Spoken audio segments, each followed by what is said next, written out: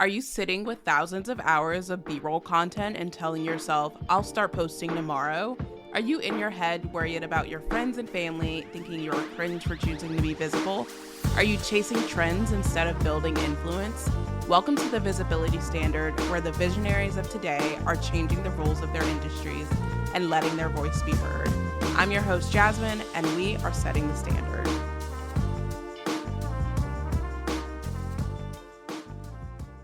She is a spiritual psychotherapist, and today we are going to talk about the number one thing that people like to avoid, and that's resistance. Casey, thank you so much for joining me today. Hi, Jasmine. Thanks for having me. So, I want to first dig into your handle. Your name is Shrink Bigger on Instagram, and that is so interesting to me. It really stood out. What made you choose that name?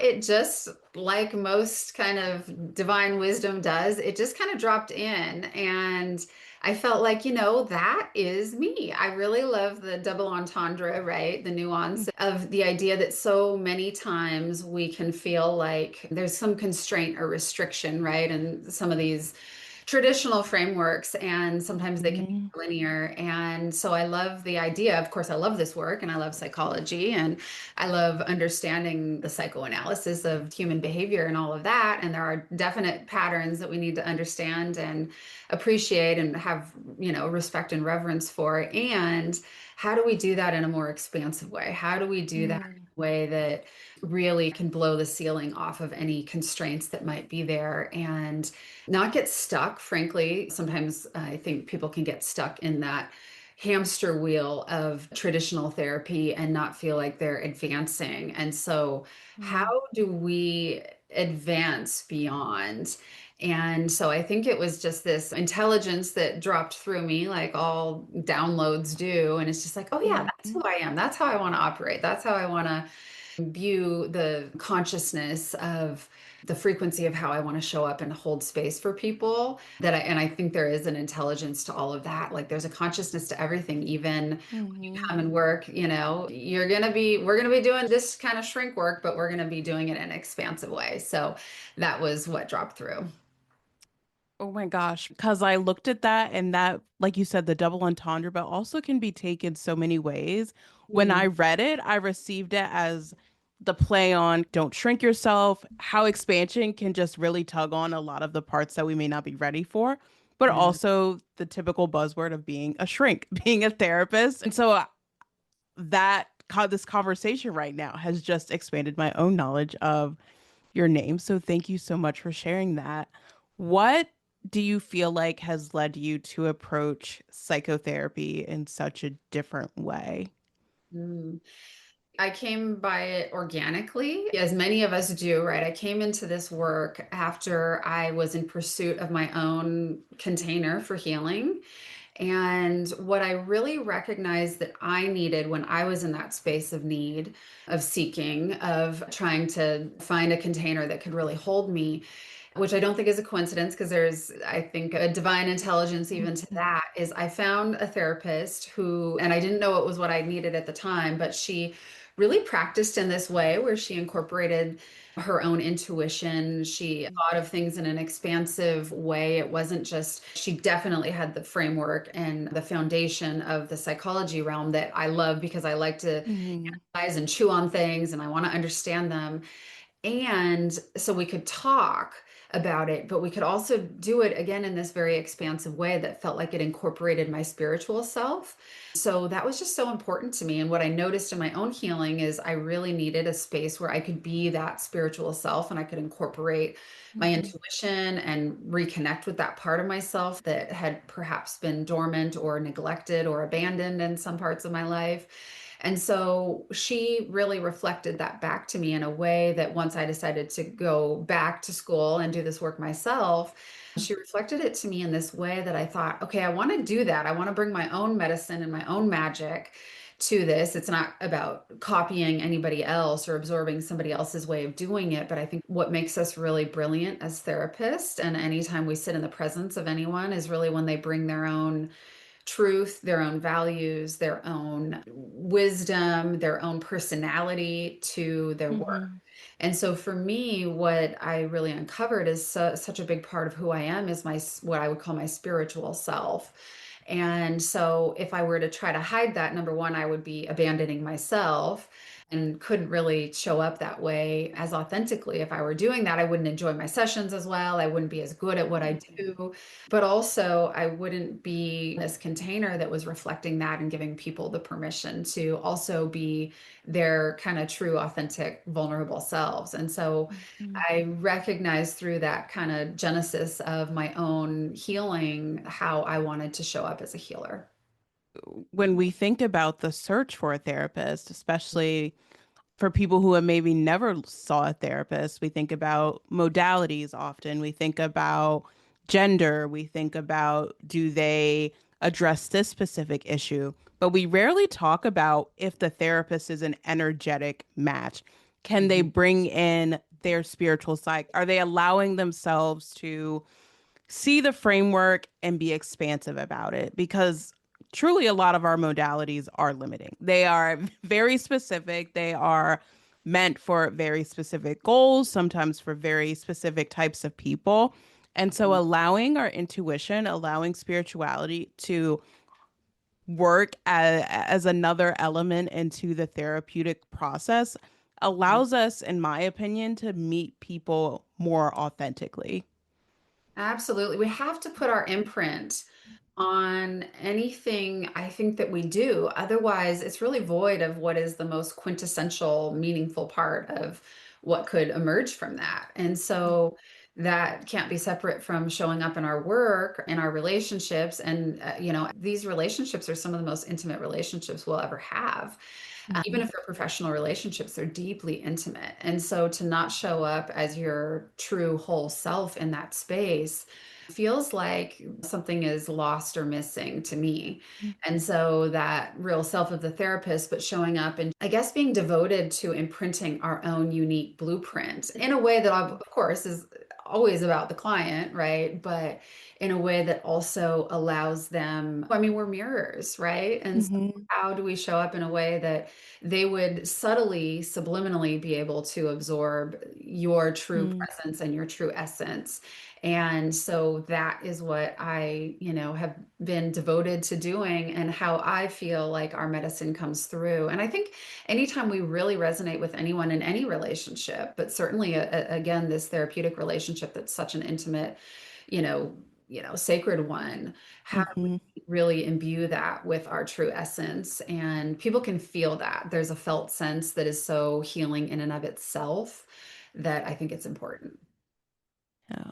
You mentioned self-abandonment, and I want to dig into that because I feel like within the social media space, especially, so many of us are hopefully not only embodying, but discussing ways that we avoid self-abandonment in this work because it is a work where we are mirrors, where we are supporting other people, yet the process can really lend itself to burnout, to overextending ourselves, to being accommodating.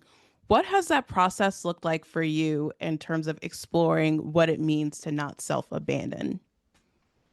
Everything. I mean, absolutely could have been an expert on self-abandonment because I learned, through the circuitous path. I really Hmm. came, like I said, into this before I was a therapist and I was just doing my own healing work. What I really had to evaluate is some deep patterns that had emerged for me were self-abandonment. I really kind of, was so expert at the relationships and the people in close proximity to me at the detriment of really knowing and embodying my own truth, my own essence, my own values. And so I had to really learn, go through that process in kind of reverse osmosis so that I could discover who I was. And then, really, through that, doing it in all the wrong ways, of course, unconsciously and without knowing I was doing that in kind of my formative years, recognizing how, again, that's sort of the antithesis of what we're here to do and who we're here to be.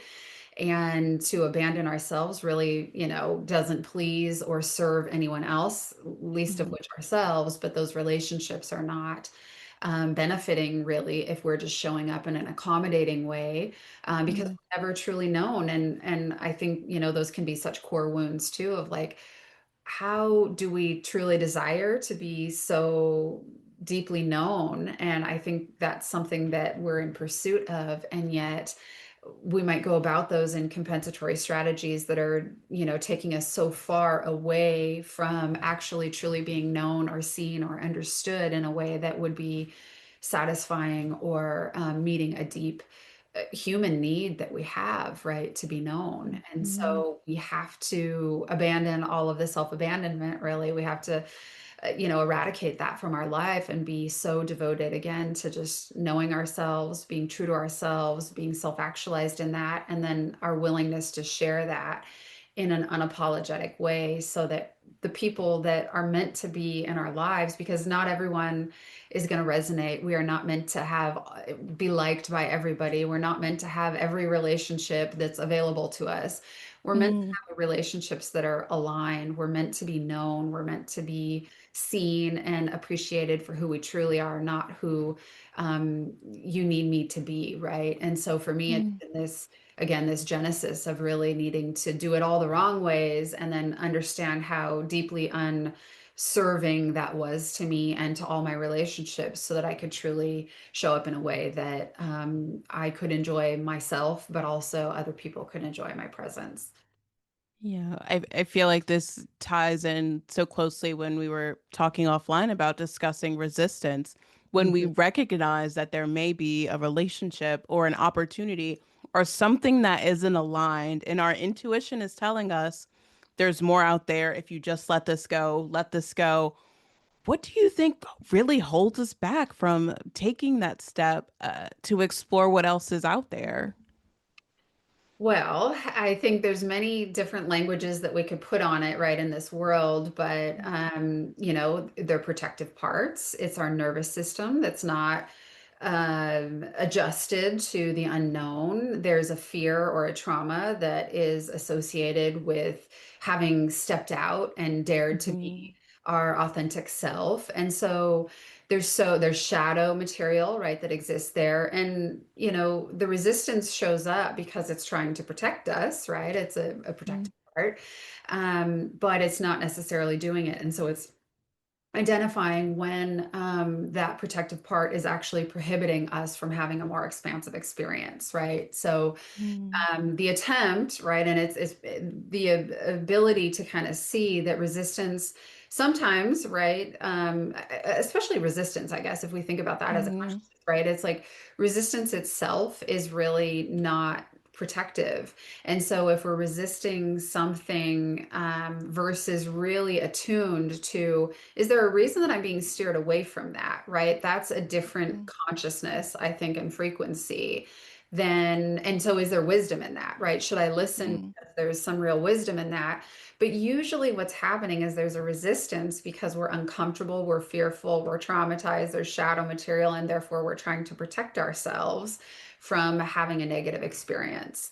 And so likely that's usually what's happening rather than some real safety issue. Like, okay, this is really not good for me. And so I need to avoid that because it's truly not safe. Our brain, our nervous system tells us that what's new, what's unfamiliar, what's unknown is unsafe. And so we resist expanding into Mhm.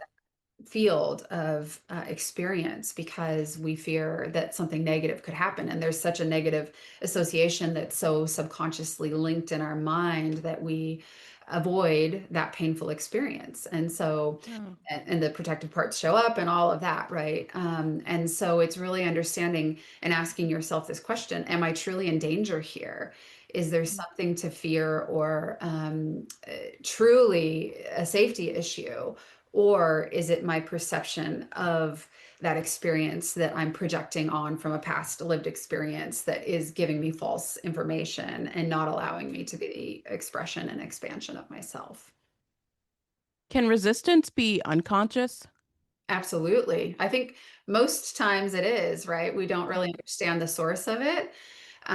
We don't really, because it gives us a false message, right? Mhm. The message is stop, don't go there, fear that, be, be afraid, be weary, don't allow yourself to have that experience. And so I think that's typically unconscious, because if we were conscious about it, then we would be able to kind of walk through the process in a constructive and healthy way, which is what we want to do, right? It's not like we just want to leap over it. We want to see, oh yeah, that makes a lot of sense. I'm having resistance here. That means I have a fear.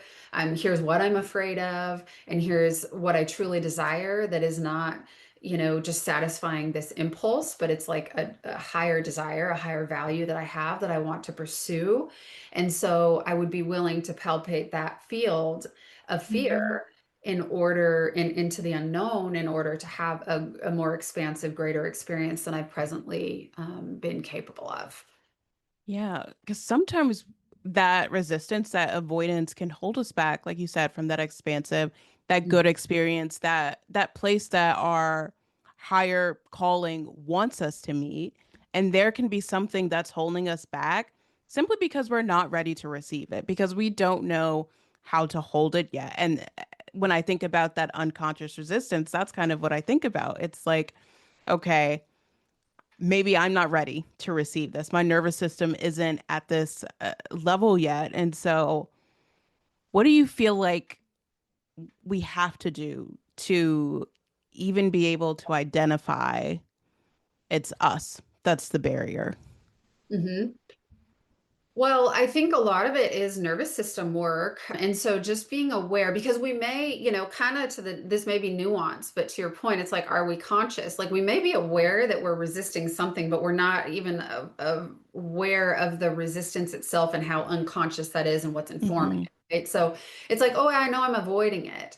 And so notice anytime you feel that, because on this spectrum of, mobility and hypermobility, that is our nervous system, is if we're not receptive to something, and anytime we palpate something new or unknown, again, it's going to put us into that, oh no, right? That might be Hmm. dangerous. And so I am not sure, I'm uncertain about this. And so that feeling will come up, even if it's something good. And so we kind of have to prime our nervous system. And so I think resistance inherently is going to take us to the more immobilized state in our nervous system. So it's going to stop us, it's going to slow us down, it's going to put us into that dorsal vagal or a freeze state, right? Which is might be temporary. It doesn't mean we're stuck there, but the Hmm. resistance inherently is telling us stop, slow down, don't proceed, right? This is dangerous. And so go to this immobilized state, or stay where you are, or whatever that is. And so that awareness alone tells us, I think, if we can catch that we're doing that and we're resisting something we really desire, and we can say, oh, wow, that's something I desire, and that's a value of mine, and I want to grow, or I want to expand in this way, and I'm aware I can hold both of these consciousnesses now, that I desire to be more, but I'm also experiencing this other state that's telling me to stop or don't proceed. I think that's good information to let us know, okay, well, I need to do some nervous system. I need to be aware of that. Sometimes just the awareness itself can shift us in our nervous system to a more mobilized state, to a more regulated state. And sometimes we actually need to prime the nervous system. And, again, if we're immobilized, well, we have to bring mobilized energy. And so are those, exercises that we need to do? Is that a conversation where we have to kind of bring back some movement so that we can get back into this state in this ventral vagal where we can hold and be receptive? I mean, essentially what ventral vagal is when we're regulated is I can be receptive to the world and anything that is new. And so if you notice that your receptivity is stifled, then we've got to do something to incorporate the nervous system in a way. Because again, as we all know, it's not just our intellect. We can't get stopped. We can't get stuck in that place. That's not going to serve us. It's not going to take us the distance. We have to actually work with the body and the intelligence of the body and this subcortical part of us that is not conscious. It's not conscious. The body is just telling us. And that's where all of these parts kind of step in and start to try to protect us. And it's really recognizing, again, is there really a danger here? Is there really something that I need to fear, or I need to be conscious of or cognizant of in order to protect myself? Or is this a protective part that's not really serving me? It's maladaptive. It's attempting to help me, but it's not necessarily doing that in this instance because there's a desire, a pursuit that I have that's more expansive. And so, how do I work with all of those systems? And I think if we just can even observe ourselves, I always think the first step to any healing or transformation is always awareness. We have to have awareness. So, can I Just simply taking on the awareness, does that give me enough space, right, to hold Mm. receptivity? And if it doesn't, then I may have to do some of these things to mobilize my energy because, again, anytime there's resistance or avoidance, we're always going to an immobilized state, even if briefly, right? There's a part of us that's getting stuck there. And so we need to bring ourselves back to receptivity. And how do I make myself receptive? And what are the exercises and the tools that I need to do for my nervous system that work for me that would mobilize my energy back to a receptive place? Mhm. Mhm. What's a mantra or affirmation that you like to use with clients when you find that their nervous system is what's impacting their next move or their ability to move forward? Mm. Good question. So this may be getting into the weeds, but I think mantras are valuable if we can trust and believe them. But again, if Hmm. the nervous system is telling us, if you tell yourself, I am safe, I am loved, but you don't really feel it, and there's an incongruence, there's a polarity that's happening there, then they actually keep us in a loop that doesn't help us to advance. And so, what can I find if I am going to use a mantra or an affirmation that I want to arrive at and I want to believe? I think simply saying it to ourselves, if there's another part of us that doesn't believe it or that is Mm. not integrated in that, can kind of keep us again in a loop where, frankly, we can just actually imprint and embed the challenge or the limitation that we're experiencing more. And so I don't have one tried and true, but I would say, what can you find as a mantra or an affirmation that you can relate or identify with?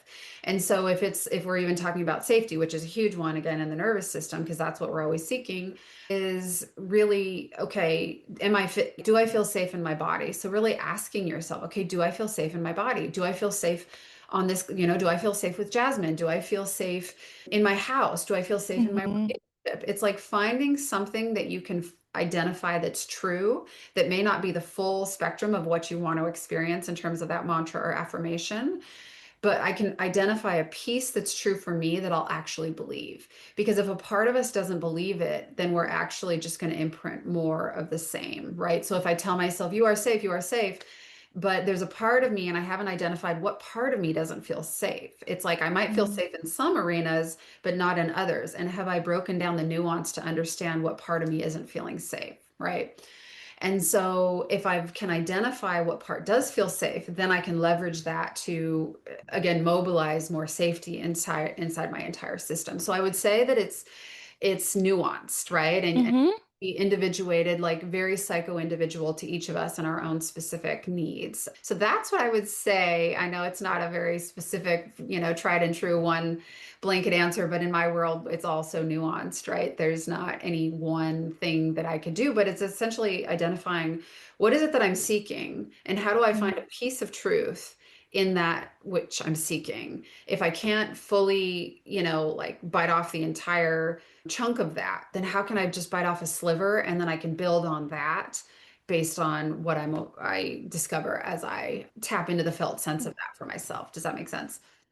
Absolutely. And I appreciate your candidness because it speaks to the reality of when we talk about like shifting our narrative to ourselves, shifting our language, it's not as simple as making these bold, sometimes really vague affirmations that I am safe or I am worthy, I am deserving. Right. Because if there's a larger part of us that doesn't believe that, we can feed into that negative loop probably more, even worse, because we're telling ourselves I am deserving, and then that negative part is like, no, we're not, and we're just going in circles. But Yes. being able to latch to a piece of truth and not Mhm. trying to leap 10 steps ahead where we're not yet, that gives us like space and permission to at least regulate our bodies enough to start to believe it. Exactly. Exactly. And the wisdom of that just feel, like it's like, oh yeah, that's so true. Because if I do even, safety, it could be any of it. I'm glad you brought up worthiness because a person that feels deeply unworthy, to just tell yourself you are worthy, you're going to reject that. The larger part of you that doesn't feel worthy, or else you wouldn't be having this conversation in the first place, is absolutely going to reject that. And then you're not going to trust the part of you that's wise, that's trying to tell you that you are. You're not going to trust it. And so now we've actually amplified and compounded the problem if we Mhm. just try to force it in that way. We have to find a path in that's authentic. Mhm.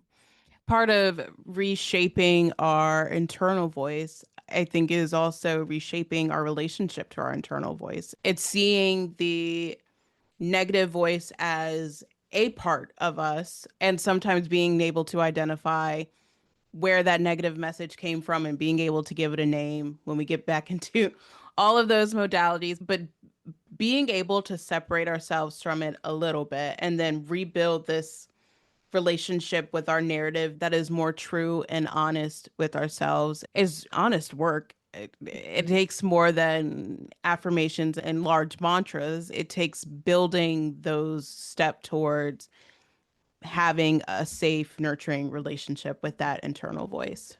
Couldn't agree more. Yeah, couldn't agree more.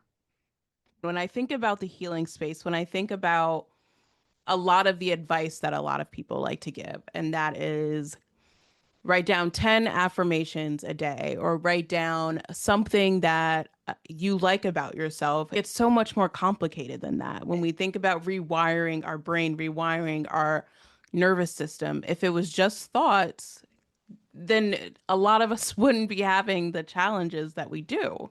Right, right. Because we're all so intelligent. Like nobody would choose to suffer. We wouldn't Mm, actively consciously choose that. Many of us do unconsciously choose that, but it's because we don't know any better. And then we're trying to apply solutions that are too generalized. They're not psycho-individual, they're not bio-individual, they're not considering the nuance and the complexity of the human experience and the individual.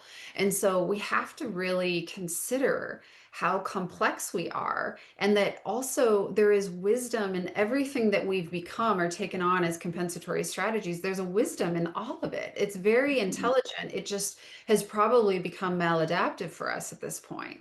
And so, how do we identify in a very kind of psycho individual way what it is for us that we need, and how do we apply that? And that's where I can have a little of my own resistance, right, to some of the more linear ways or anchoring into just one modality, because I think it's going to catch many people, but it's going to miss a mhm, lot of people. And so, how do we really make sure that our treatment is so individuated and that we're celebrating the spirit and the essence and the individual path of each person that we're meeting? And so, we have to get into the nuance and the complexity of who they are and how that was formed in the first place. We have to kind of, I mean, even going back to the shrink bigger, and I'm glad because there's lots of nuance of that. It's like, mm, we have to be able to distill it down to the mhm, little fragments and these parts that are very specific and they're very small and they're very simple in mm, order to understand how it became what it is.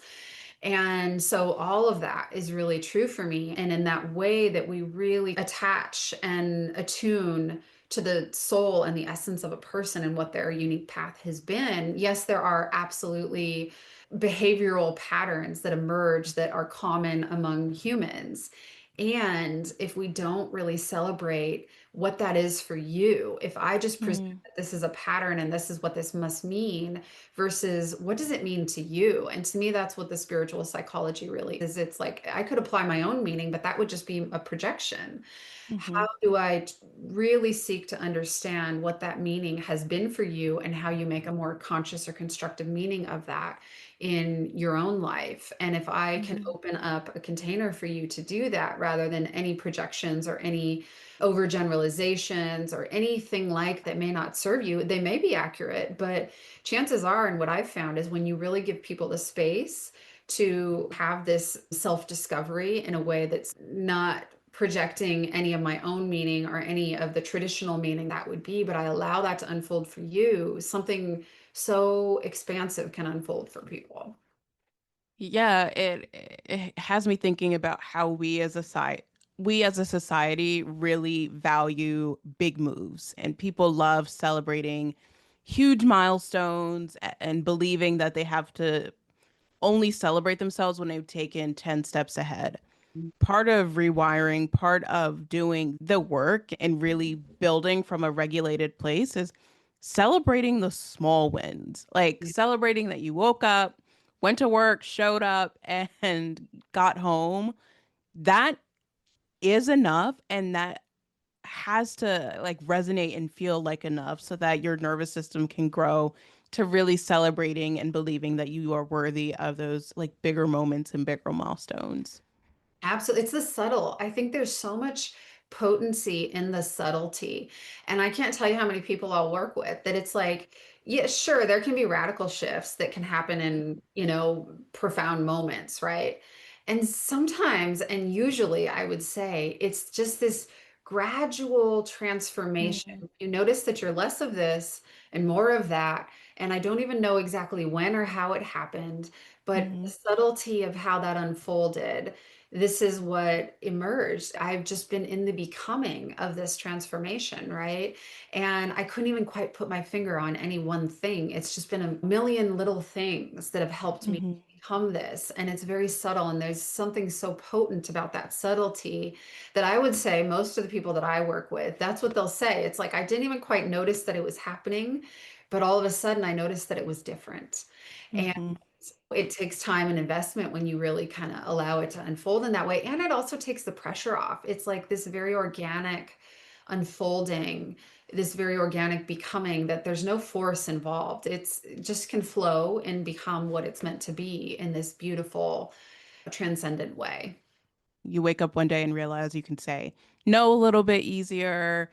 You wake Yeah. up and you recognize I can change my rates and know that people will pay to work with me. You wake up one day and recognize your voice deserves to be heard, and it all starts to feel a little easier every day. And it's sometimes it's going to be a grand like epiphany, but like you said, it's going to be those subtle shifts that you're going to experience in your everyday, and you're gradually going to recognize like, wow, something that used to be really challenging actually has gotten so much easier. Yeah, my relationship to that struggle I had, or that pain, or this way of relating that caused me suffering. Oh, I'm not suffering with that anymore. Mm. Oh, I'm aware of it. It's still, but I just have a different relationship. And so I think that's the beauty of how this work really can be so profound. And yeah, it removes any, I mean, kind of even to go back to that piece of just like the pressure we can put on ourselves and how that can stifle us if there's too much of that. It allows this just to unfold in a way that there isn't pressure. Oh, there Mhm. isn't pressure. It's just really organic. And yeah. What's something for you that you've recognized a subtle shift with? Oh my God, so many things. I would say one huge one is visibility, my Um, voice, authenticity, just specific things that I have struggled with that I was so uncomfortable with.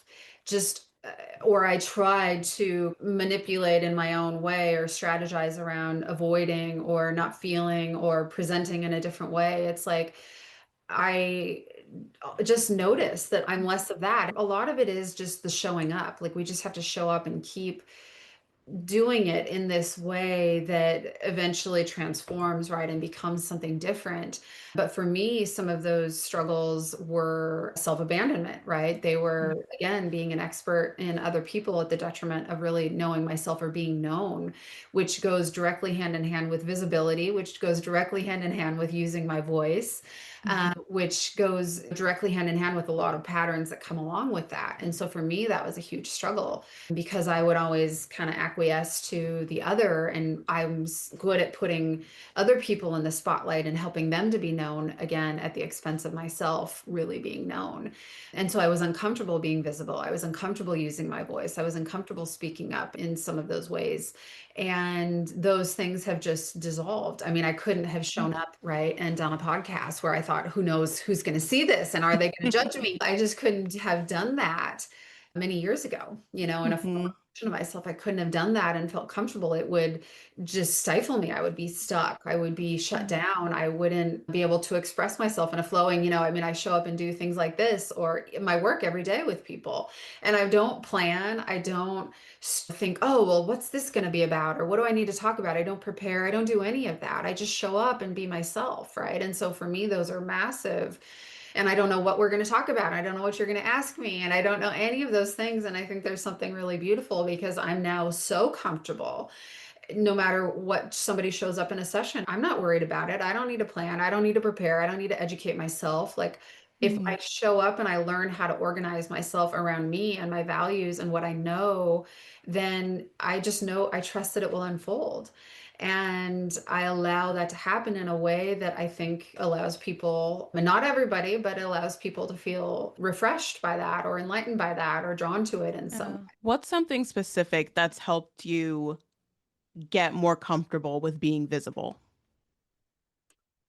I do think, again, like showing up, like Yeah. practicing it, being in the practice of it. So that can happen in subtle ways. But I mean, again, a great example is like years ago, I would have been stifled by showing up and being on a podcast, right? Or being visible Mm-hmm. in that way.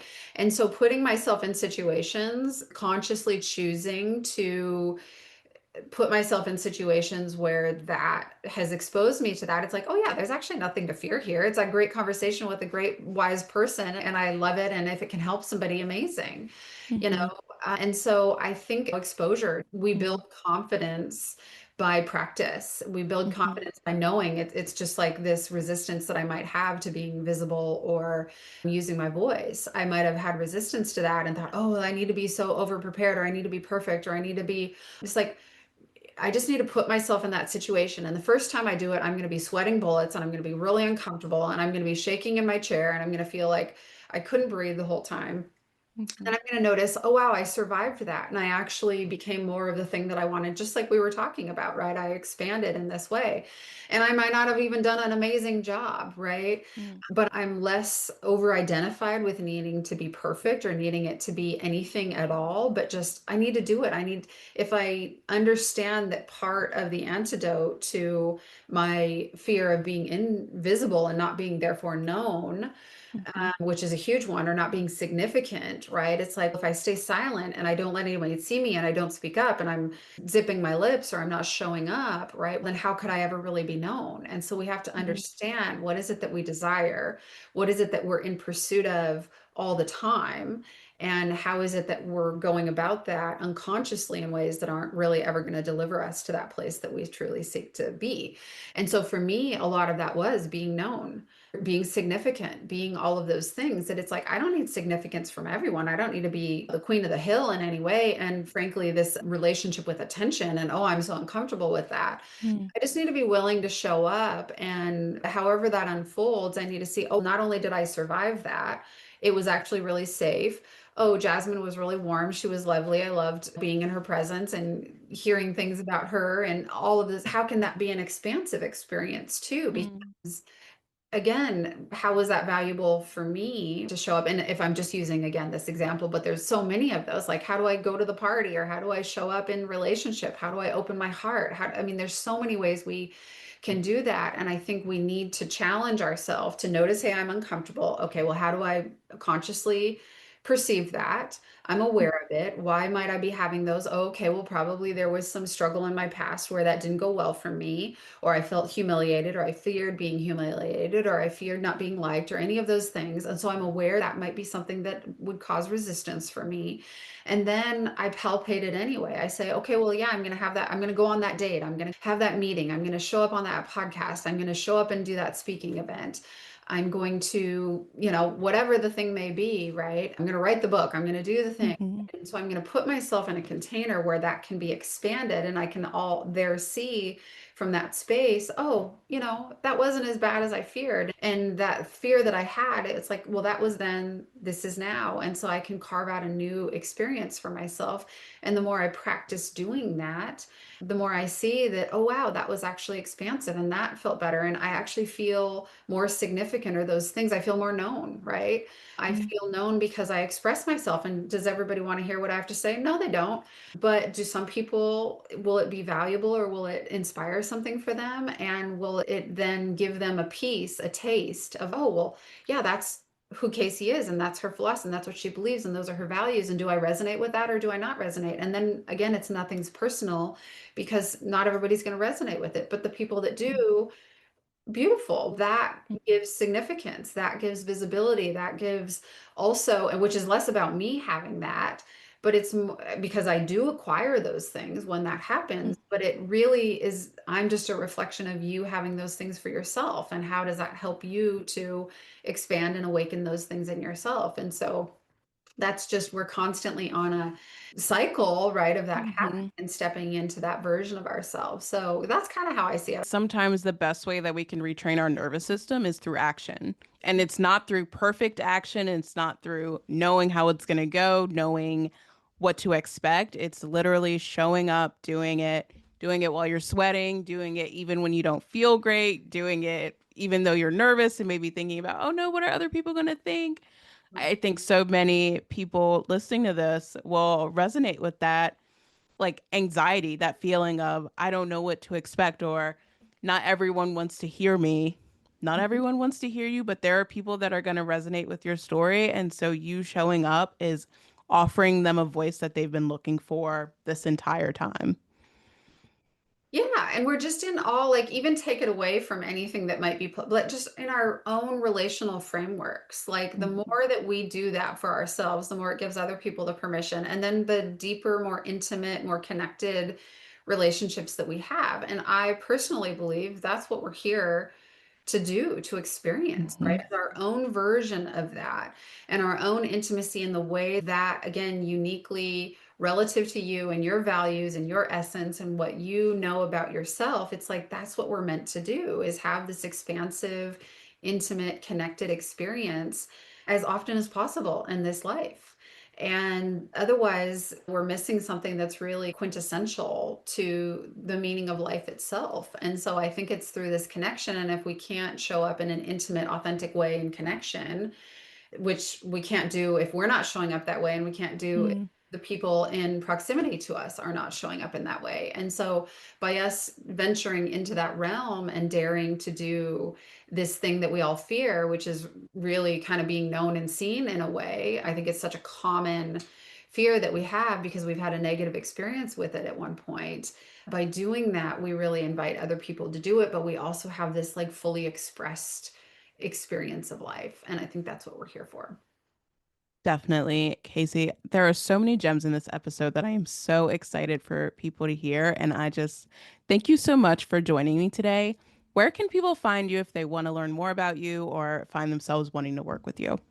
Oh, sure. Well, Shrink Bigger, as we've discussed, is my website and my Instagram handle and YouTube and all of those places. And so you can look that up or just, yeah, Google it. And if you find me and if it resonates, then, you're more than welcome. And I love doing things like this because it gives people kind of free exposure to information and to sit in the energy of anything and see, again, does it align? Does it resonate? Does it spark something? Does it open something up in you? And if it does, there's so many ways to experience that with me or anyone, right? But I think that's really the barometer that we want to be listening to, is that alignment, that resonance, and how do I feel? What's the felt sense that anything gives me? And if I'm drawn to it, then can I pursue that more in an expansive way for myself? Everything will be linked in the show notes. And as a final question to all of my guests, I am asking, what is a word that you hope to embody at the end of 2025?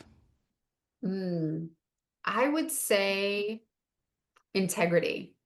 Mm, I think integrity to me is to be in alignment with our values. So we need to know our values in order to embody those. And to be in integrity really, I think, gives people the clear, felt sense of who you are. And again, like it or not, they can decide that, right? And it's not mhm, personal.